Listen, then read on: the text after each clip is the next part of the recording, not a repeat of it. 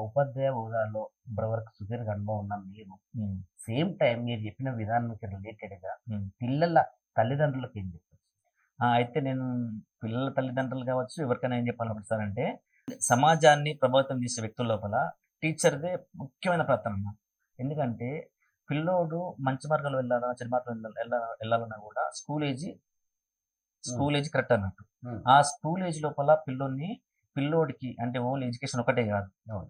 Moral values చెప్పాల్సింది ఏమంటారు moral values, కుటుంబ బంధాల గురించి, సొసైటీ గురించి అంటే ఓన్లీ చదువు ఒక్కటే చెప్తే పిల్లోడు మంచి మార్కులో వెళ్ళే అవకాశం లేదు సార్. ఇప్పుడు చదువుకున్న వాళ్ళు కూడా చిన్న చిన్న విషయాలకు వాడు సూసైడ్ చేసుకొని చనిపోతున్నారు. ఏంది అంటే స్కూల్ ఏజ్ లోపల ఈ యొక్క ఉపాధ్యాయుడు అంటోడు ప్రాపర్‌గా వాడిని గైడ్ చేయలేకపోతున్నాడు. అంటే ఒక చదువు ఒక్కటి చెప్పి బయటకొస్తున్నాడు ఇప్పుడంతా కూడా.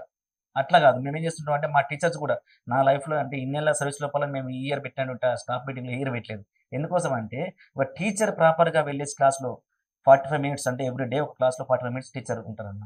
ఆ టైం లోపల చదువుతో పాటు కొన్ని మోరల్ వాల్యూస్ పిల్లోనికి చెప్పేసి వాడిని ఫిజికల్‌గా, మెంటల్‌గా వాడిని స్ట్రాంగ్ చేయగలిగినప్పుడే పిల్లలు రాంగ్ వేలో ఎళ్ళకుండా రైట్ వేలో ఎళ్ళే అవకాశం ఉంటదన్నట్టు. దానికోసం సమాజం అని చెప్పేసి మేము మా వంతుగా టీచర్స్ ట్రైనింగ్ ఇస్తాము. సేమ్ టైమ్ పిల్లలకి మోటివేషన్ క్లాసులు పెట్టించేసి వాళ్ళని మంచి మార్గంలో తీసుకెళ్ళే ప్రయత్నం చేస్తుంటాం అన్నట్టు. సమాజంలో విలువలతో కూడిన విద్యార్థిని అందించడమే ప్రధాన పాత్రలో ఒక టీచర్ బాధ్యత హ్మ్.